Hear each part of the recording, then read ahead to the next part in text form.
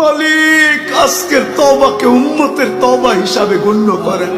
আপনি আমাদের উপরে বড় নারাজ হয়ে গেছেন।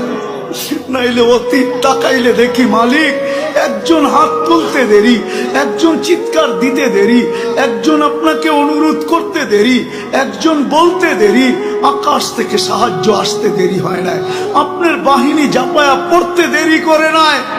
আজকে তো বৎসরের পর বৎসর পার হয়ে যাইতেছে, চোখের পানি শুকায় যাইতেছে। ও মালিক কোন বিজয়ের চিহ্ন দেখি না।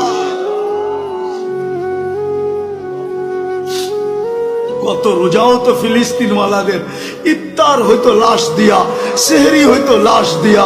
আল্লাহ এই রোজাও কি এরকমই হবে জানি না মালিক। এত নারাজ হয়ে গেলেন কেন মালিক?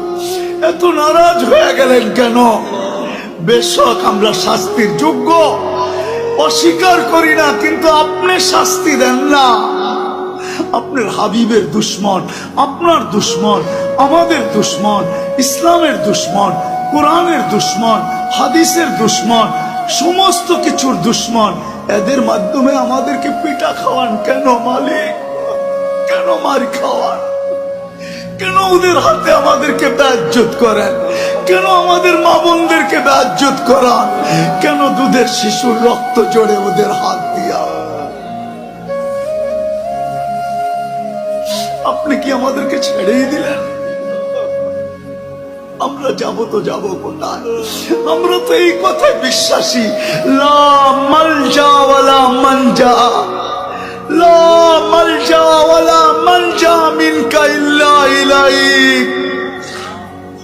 ডাইনে দেখি তো আপনাকে দেখি, বামে দেখি তো আপনাকে দেখি, সামনে দেখি তো আপনাকে দেখি, পিছে দেখি তো আপনাকে দেখি, উপরে দেখি তো আপনাকে দেখি, নিচে দেখি তো আপনাকে দেখি, নিচের দিকে তাকাই তো আপনাকে দেখি, ভিতরে তাকাই তো আপনাকে দেখি, বাহিরে তাকাই তো আপনাকে দেখি।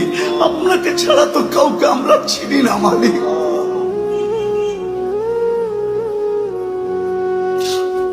আজকে এই আলেমদের হাত খালি ফেরত দিয়েন না। আমারটা দিয়া দেন কোনো আপত্তি নাই, কিন্তু আমার ডাইনে বামের আলেমদের হাত খালি ফেরত দিয়েন না। ইমাম খতিবদের হাত খালি হাতে ফেরত দিয়েন না। তোলাবাদের হাত খালি ফেরত দিয়েন না। তোলাবারা বসে আছে সামনে।